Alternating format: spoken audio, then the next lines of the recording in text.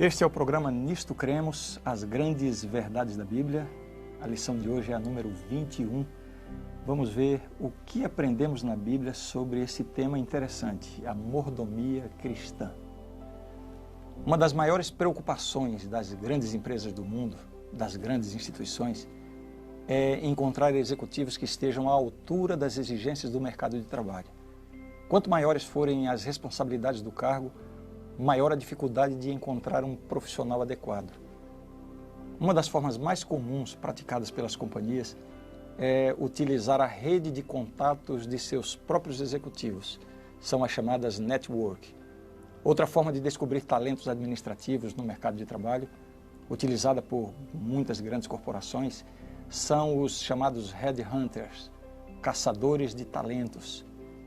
Existem também empresas especializadas em recolocação de executivos e eles chamam essas empresas de outplacement. Isso revela o valor que o mercado de trabalho atribui aos bons executivos e administradores. Por que eu estou falando desse assunto aqui no nosso curso?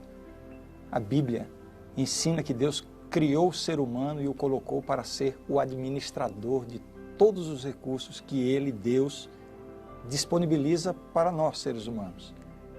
E deixa bem claro que a felicidade do homem depende de como ele administra esses recursos que Deus nos deu.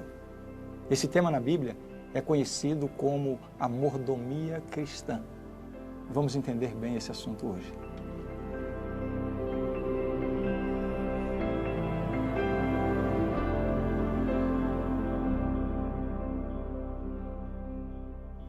No sentido bíblico, o princípio da mordomia significa o emprego agradecido e responsável de todas as dádivas de Deus. O princípio da mordomia envolve, na verdade, tudo na vida. Expresso nos termos mais simples possíveis, um mordomo é uma pessoa encarregada de gerenciar e ser responsável pela propriedade ou negócios de outra pessoa. Esse é um conceito bem amplo nas Escrituras. Vamos entender bem esse conceito a partir de agora. Como Criador, Deus também é o proprietário e mantenedor de sua criação. Veja o que diz a Bíblia. Ao Senhor pertence a terra e tudo o que nela se contém, o mundo e os que nele habitam. Salmo 24, verso 1. O princípio da mordomia cristã serve de lembrete de que Deus é o proprietário de tudo, e nós somos apenas os administradores daquilo que, na verdade, pertence a Ele. Já lá no Jardim do Éden, Deus deu o primeiro lembrete ao ser humano recém-criado de que Ele, Deus, é o autêntico proprietário de todos os recursos deixados para o homem poder desfrutar e administrar. Veja o que diz o texto bíblico. E o Senhor Deus lhe deu esta ordem: de toda a árvore do jardim comerás livremente, mas da árvore do conhecimento do bem e do mal não comerás, porque no dia em que dela comeres, certamente morrerás. Gênesis 2, versos 16 e 17. O que Deus estava fazendo aqui? Em outras palavras, Ele estava dizendo ao casal: vejam, vocês podem desfrutar de tudo aqui, de toda a árvore do jardim vocês podem comer livremente, mas não esqueçam que tudo isso aqui é meu. O fato de não poderem comer da árvore do conhecimento do bem e do mal seria um reconhecimento de Deus como Criador e como Senhor. Isso deveria ser um lembrete permanente para Adão e Eva. Ele, Deus, é o Criador, dono de tudo. E é também o Senhor. É Ele quem define as coisas. Isso seria para o próprio bem do ser humano. A obediência a esta ordem os manteria, a Adão e Eva, no relacionamento correto com Deus. Um relacionamento de dependência dele. É só assim que eles poderiam ser plenamente felizes. Deus não permitirá que a criatura assuma a posição de proprietária. Esse é um requisito para a própria ordem do universo. Caso se permitisse aos seres humanos agir como proprietários, Logo, eles iriam atribuir a si mesmos as próprias prerrogativas da divindade. Vejamos agora a aplicação prática da mordomia cristã de acordo com a palavra de Deus. O que exatamente Deus colocou em nossas mãos para ser administrado para Ele? Afinal de contas, nós somos mordomos de quê? De acordo com a palavra de Deus. Em primeiro lugar, o nosso corpo. Vejam o que diz a Bíblia.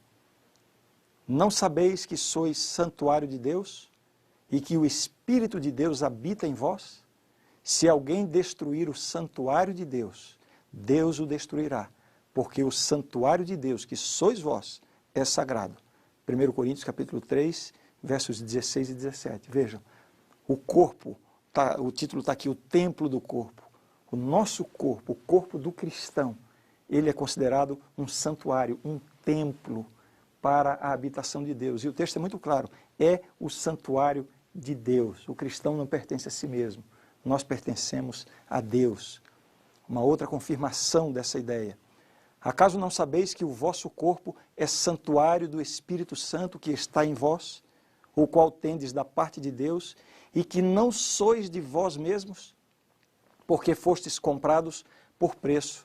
Agora, pois, glorificai a Deus no vosso corpo. 1 Coríntios, capítulo 6, versos 19 e 20.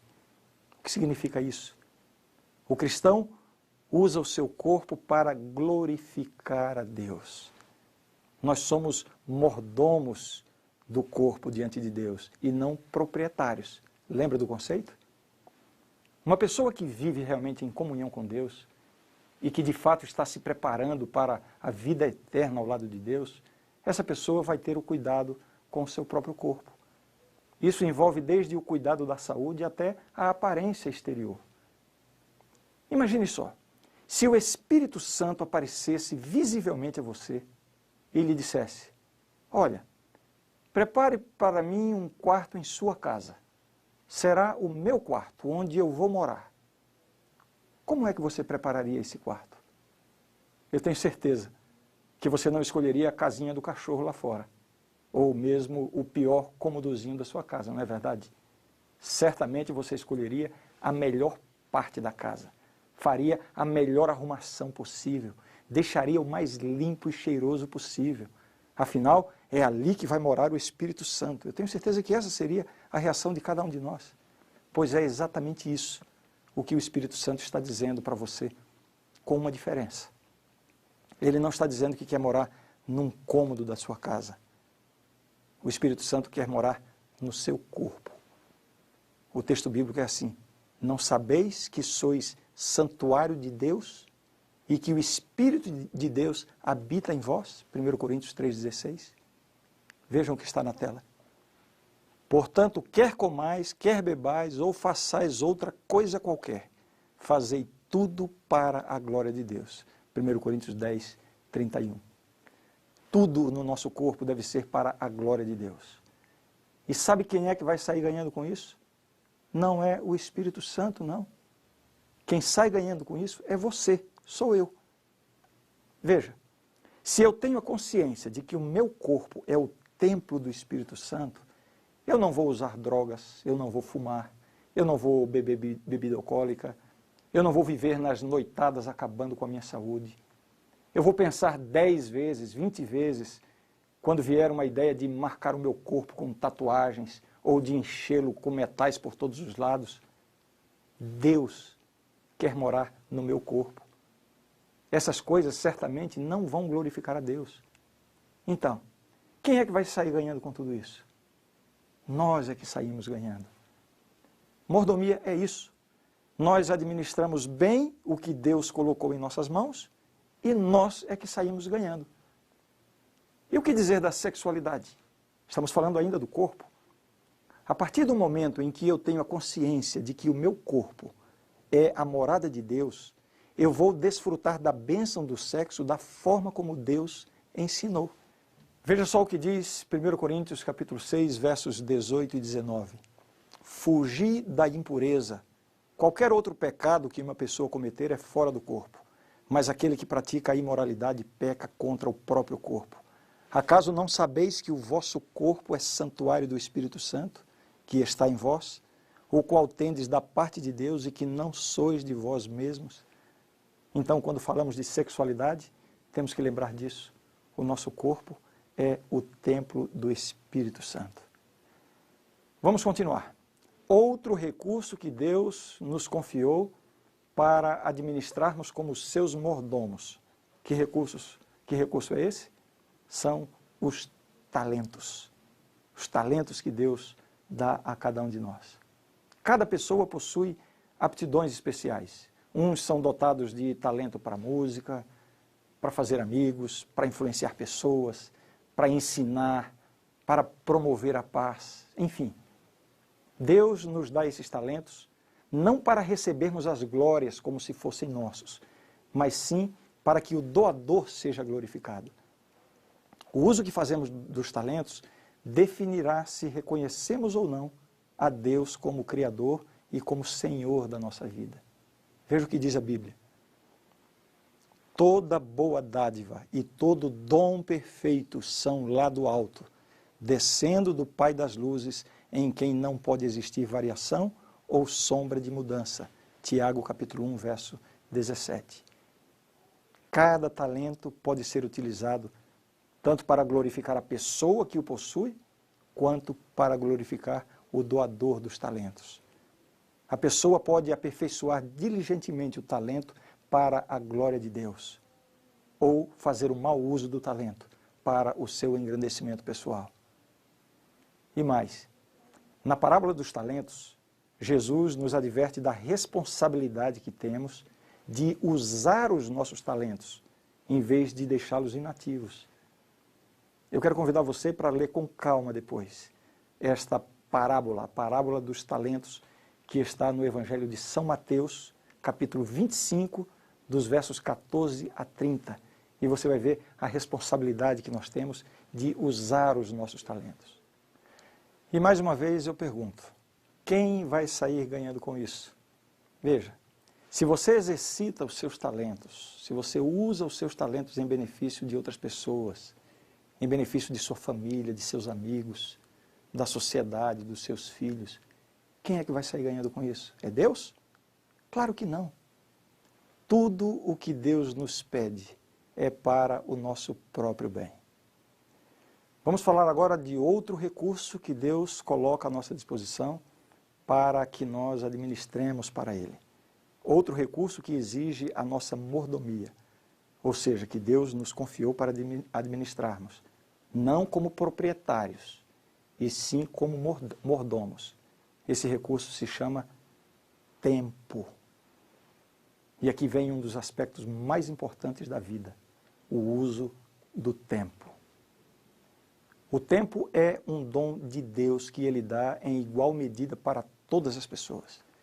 Ninguém tem mais ou menos tempo do que ninguém. Todos nós temos 24 horas por dia. A questão é, como nós estamos administrando o tempo? E Deus vai requerer dos seus filhos absoluta seriedade nesse assunto. Esse não é um assunto superficial aos olhos de Deus. Veja o que diz essa passagem da Bíblia. Portanto, vede prudentemente como andais, não como nécios, e sim como sábios, remindo o tempo, porque os dias são maus. Efésios 5, versos 15 e 16. Lembre disso, o tempo pertence a Deus. Por isso temos que fazer o uso sábio dele, usá-lo para as coisas importantes da vida. Eu vou citar alguns exemplos. Trabalho. O que seria o mau uso do tempo nesse aspecto? Eu diria, os extremos. Alguns trabalham demais, outros trabalham de menos. Deus deu uma ordem a Adão lá no Éden. Ele disse assim, do suor do teu rosto comerás o teu pão. Portanto, o trabalho é uma bênção de Deus. Então, o tempo para o trabalho é abençoado por Deus, mas deve ser usado como? Com equilíbrio, nem de mais e nem de menos. Um outro aspecto para o uso do tempo, a família. A família é o maior presente que Deus deu ao ser humano neste mundo. Mas lembre, é um dom de Deus. Por isso nós temos que ser mordomos dele em nossas relações familiares. Eu faço uma perguntinha para você. Como está o seu tempo para a família? Bem, falamos de trabalho, de família. Eu queria falar um pouquinho sobre o lazer. O cristão pode tirar tempo para o lazer também? Sabe?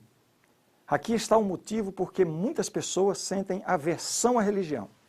É que existem grupos religiosos por aí que estão transformando o cristianismo numa religião de funeral. Parece que tudo é pecado, tudo é proibido. Até sorrir vai atrair a condenação de Deus. Saiba de uma coisa, não é nada disso. Deus quer que seus filhos sejam pessoas alegres, sorridentes, bem-humoradas, que saibam desfrutar dos bons prazeres da vida. E existem tantas coisas boas na vida. A prática de um esporte saudável, uma viagem com a família, conhecer novos lugares, fazer novos amigos, um jantar romântico com a namorada ou com a esposa, uma brincadeira com os filhos, um bom bate-papo com os amigos. Todas essas coisas são saudáveis e devem fazer parte da vida do cristão. Deus nos dá tempo para isso também, mas nós somos responsáveis por esse tempo. O problema é quando o lazer destrói o corpo, que é o templo do Espírito Santo. Fora isso, Deus nos deu tempo para o lazer também. Agora deixe-me fazer um teste para verificar como está a sua mordomia do tempo. Então responda para si mesmo essas perguntas. Primeiro, quanto tempo você tem dedicado ao seu casamento, à sua esposa ou ao seu esposo?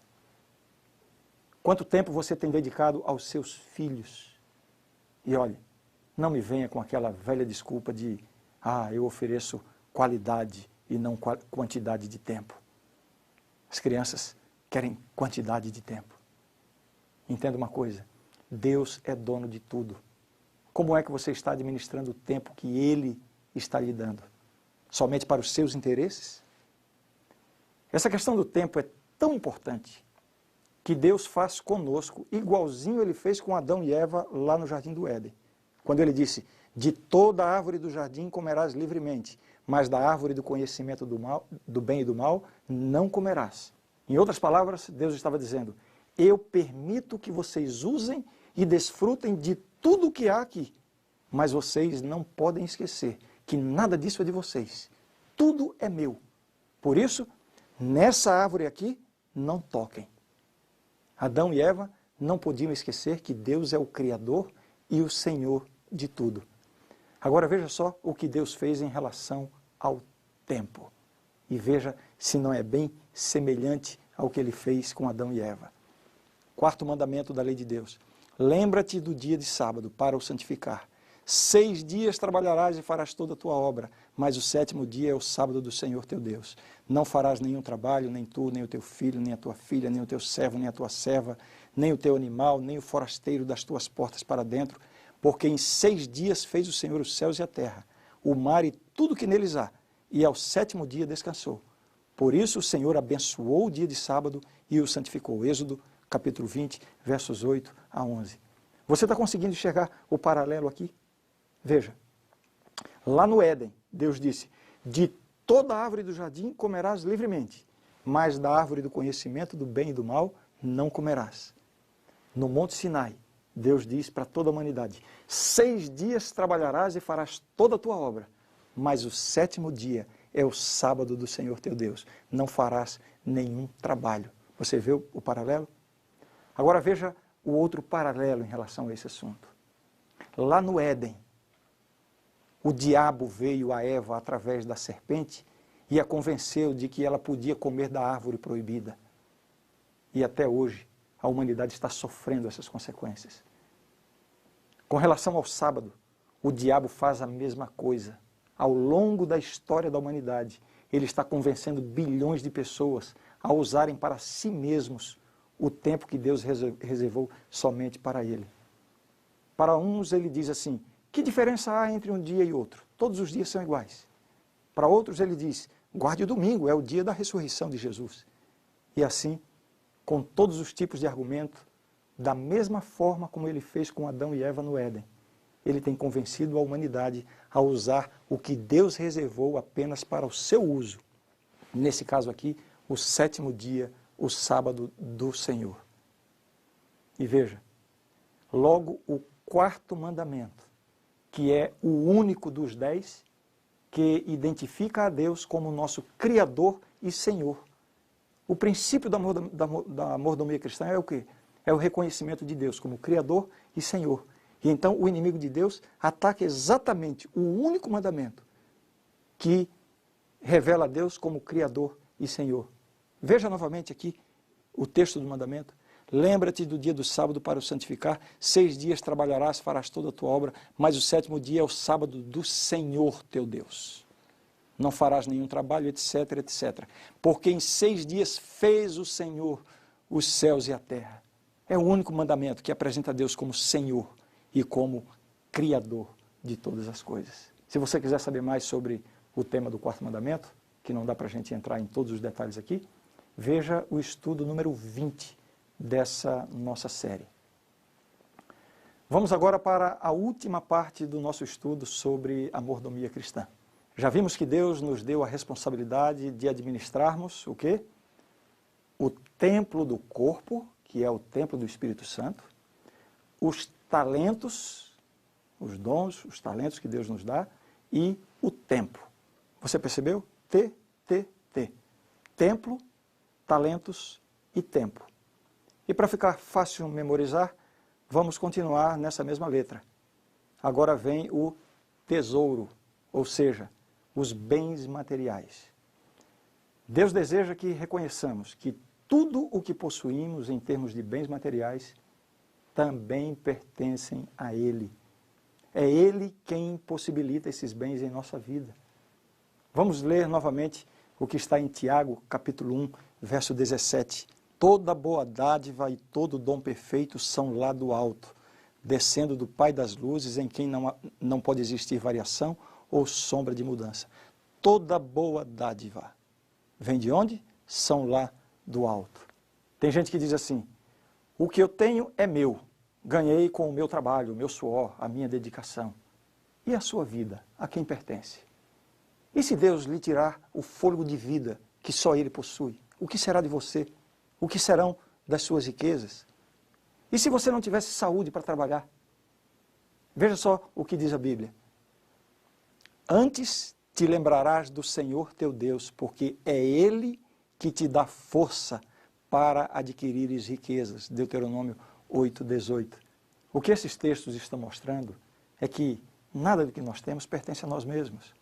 Você trabalhou, você se especializou, você se esforçou para isso, mas foi Deus quem lhe deu saúde, quem lhe deu condições. Em última instância, Deus é o dono de todas as coisas. E lembre, o princípio da mordomia cristã consiste em reconhecer Deus como Criador e Senhor. A fim de nos lembrar que Ele, Deus, é a fonte de todas as bênçãos, Deus instituiu o sistema de dízimos e ofertas. Esse sistema fez a provisão para o sustento dos sacerdotes e das atividades do templo israelita. Da mesma forma, o sistema de dízimos e ofertas provê hoje os recursos para o sustento das atividades da igreja e dos missionários que se dedicam totalmente ao Evangelho. Mas essa não é uma invenção humana, é coisa de Deus. O grande problema em relação a esse assunto são os abusos praticados por muitas denominações cristãs, que na verdade transformaram um princípio bíblico tão bonito em um verdadeiro mercado da fé. Eu vou falar sobre isso um pouquinho já já. Antes, deixe-me explicar sobre o assunto dos dízimos e ofertas como a Bíblia ensina. Vamos ler alguns textos da Bíblia. Também todas as dízimas da terra, tanto dos cereais do campo como dos frutos das árvores, são do Senhor. Santas são ao Senhor. Levítico 27. Abraão entregou o dízimo a Melquisedeque, sacerdote de Deus. Você pode ver isso em Gênesis 14, 18 a 20. Jacó fez um voto de entregar o dízimo a Deus. Gênesis 28, verso 20. Os dízimos serviam para sustentar os levitas, que eram aqueles que cuidavam das atividades do tabernáculo e do templo, as atividades religiosas do povo de Israel. Eles não tiveram herança como as outras tribos. Eles eram sustentados com os dízimos de cada uma das tribos. Você vai ver isso em Números capítulo 18. Os dízimos e ofertas eram levados para o lugar de adoração. Está lá em Deuteronômio 12, verso 11. São Mateus, verso 23, o texto diz o seguinte: ai de vós, escribas e fariseus, hipócritas, porque dais o dízimo da hortelã, do endro e do cominho, e tendes negligenciado os princípios mais importantes da lei, a justiça, a misericórdia e a fé. Agora veja o que Jesus disse: devíeis, porém, fazer estas coisas, sem omitir aquelas. Jesus estava, sim, denunciando um mau comportamento deles, mas Jesus não desclassifica a importância de dar o dízimo. Portanto, um princípio corroborado, confirmado pelo próprio Jesus. Agora note o seguinte: alguns desses textos ressaltam que a nossa obrigação para com Deus envolve não somente o dízimo, mas também as ofertas voluntárias. Qual é a diferença? É fácil. O dízimo, de acordo com a Bíblia e com a matemática também, é a 10ª parte daquilo que ganhamos, daquilo que recebemos. E a oferta é livre, é da decisão de cada um. Cada um decide o percentual. Veja bem, Deus não está dizendo que nós somos livres para entregar ou não entregar as ofertas. Ele está dizendo que nós somos livres para determinar o valor ou o percentual. Vamos ler um versículo do profeta Malaquias sobre esse tema. Roubará o homem a Deus? Todavia, vós me roubais e dizeis: em que te roubamos? Nos dízimos e nas ofertas. Com maldição sois amaldiçoados, porque a mim me roubais, vós, a nação toda. Da mesma forma como Deus fez no jardim do Éden com Adão e Eva, reservando uma árvore cujo fruto não deveria ser comido, como um reconhecimento de que Ele é o Criador e Senhor. Da mesma forma como Ele fez com o 4º mandamento, que separa o 7º dia, o sábado, para ser totalmente dedicado a Deus, para o uso de Deus. Da mesma forma, Deus faz com os bens materiais. A maneira que Deus definiu para nos lembrar que somos administradores e não proprietários é devolvendo o dízimo para Deus. Entenda bem, o princípio é esse.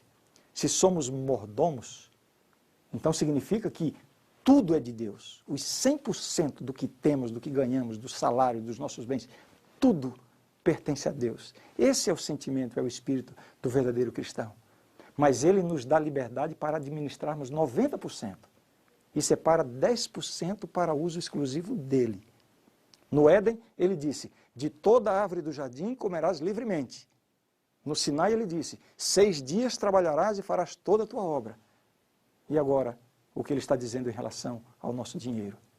Ele está dizendo exatamente o que a Bíblia nos mostra. Trazei todos os dízimos à casa do tesouro, para que haja mantimento na minha casa, e provai-me nisto, diz o Senhor dos Exércitos, se eu não vos abrir as janelas do céu, e não derramar sobre vós bênção sem medida. Por vossa causa repreenderei o devorador, para que não vos consuma o fruto da terra. A vossa vide no campo não será estéril, diz o Senhor dos Exércitos. Todas as nações vos chamarão felizes, porque vós sereis uma terra deleitosa, diz o Senhor dos Exércitos. Malaquias 3, 10 a 12. Que promessa maravilhosa, que coisa extraordinária. Deus, ao pedir o dízimo, não é porque Ele queira ser beneficiado por isso. Ele é dono de tudo, mas é a forma como Ele encontra para que nós estejamos em plena comunhão com Ele e Ele então possa nos abençoar em retribuição a isso. Por isso que Ele diz assim: trazei todos os dízimos à casa do tesouro para que haja mantimento na minha casa e provai-me nisto. Se Ele não vai repreender o devorador, se Ele não vai multiplicar os seus bens. Você percebe que o princípio da mordomia também está presente aqui? Quem será o beneficiado? É Deus? Claro que não. Ele promete bênçãos em resposta à nossa fidelidade nesse ponto. Mas lembre, isso aqui envolve os dízimos, 10%, e as ofertas, quanto você decidir. Agora eu quero lhe fazer uma séria advertência. Cuidado. Cuidado com o evangelho da prosperidade que está sendo pregado por aí. Existe uma chamada teologia da prosperidade ocupando os púlpitos das igrejas cristãs que não tem nada a ver com essa teologia bíblica. Resumidamente, essa teologia ensina que quanto mais dinheiro você entrega para a igreja, mais bênçãos você receberá de Deus. Está na moda os pregadores pressionarem os fiéis, tentando convencê-los que se eles não entregarem tudo na igreja, Deus não poderá abençoá-los, porque isso seria falta de fé, falta de confiança em Deus. Eu tenho visto muitas pessoas sinceras sendo extorquidas por esses falsos profetas da atualidade. Essas igrejas são verdadeiras prateleiras da fé. O crente vai lá, escolhe o seu produto e paga por isso. Uns querem cura para uma doença, outros querem sorte no amor, outros buscam um emprego, outros são convencidos que estão possessos por demônios e por aí vai. O que se vê são pessoas, pobres almas, ovelhas feridas pelas desventuras da vida, profundamente necessitadas de um amparo espiritual, de uma palavra que as leve para mais perto de Deus. Mas o que é que encontram em muitas igrejas? Um produto celeste à venda. Cura, libertação, prosperidade financeira, basta pagar por isso. Sabe, a proposta de Deus é muito diferente disso. Ele oferece a salvação gratuitamente pela fé em Cristo. Isso não pode ser comprado, é de graça. Ele também estabelece regras de vida unicamente para a nossa felicidade.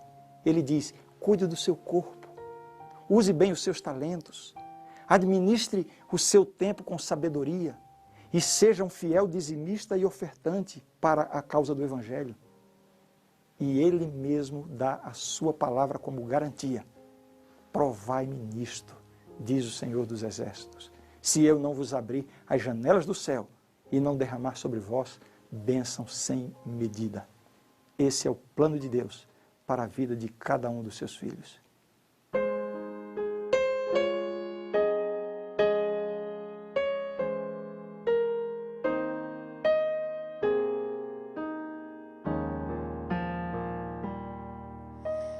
Tudo, ó Cristo, a ti entrego, tudo sim por ti darei, resoluto, mas submisso sempre a ti eu seguirei. Tudo entregarei, tudo entregarei. Sim, por ti, Jesus bendito, tudo deixarei.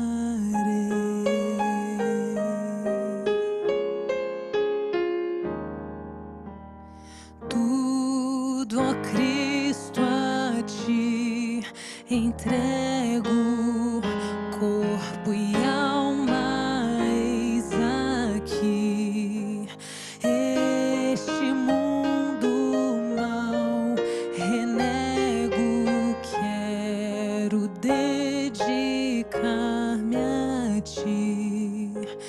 Tudo entregarei, tudo entregarei. Sim, por ti, Jesus bendito, tudo deixarei.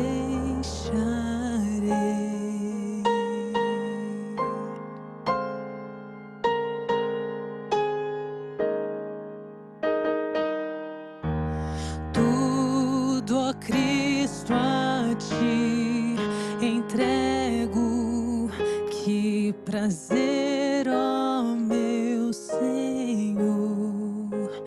Paz perfeita, paz completa, glória, glória ao Salvador. Tudo entregarei, tudo entregarei.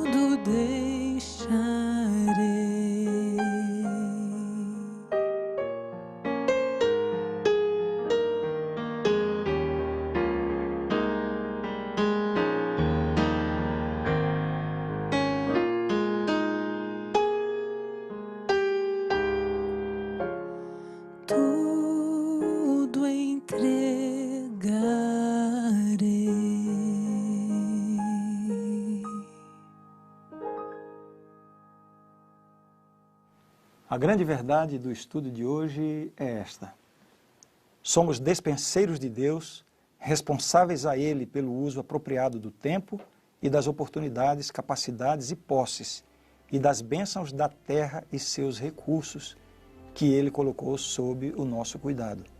Reconhecemos o direito de propriedade da parte de Deus por meio de fiel serviço a Ele e a nossos semelhantes, e devolvendo os dízimos e dando ofertas para a proclamação de seu Evangelho e para a manutenção e o crescimento de sua igreja.